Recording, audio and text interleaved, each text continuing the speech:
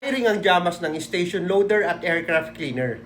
Sa mga interested mag-apply, panoorin nyo yung video para malaman nyo paano mag-apply. Ito ang mga requirements. NBI, National Police Clearance, Barangay Clearance, Medical, Basic 5 and Drug Test, SSS, Pag-ibig, PhilHealth, at ito naman ang mga qualifications. At least high school graduate, physically fit and able to lift 15 to 20 kilograms, no existing health issues, willing to work on shifting schedules, weekends and holidays, has a positive attitude and good work ethic, willing to be assigned in Pasay Terminal 1 and 2. Sa lahat ng interested mag-apply, mag-send kayo ng resume dito sa email na to, alexjamas@gmail.com. Subject, station loader kung station loader ang applyan nyo, or aircraft cleaner kung aircraft cleaner ang applyan nyo. Pwede din kayong mag-submit ng resume sa kanilang address, 208 Concha Cruz Drive, BF Homes Executive Village, Almansa, Las Piñas City.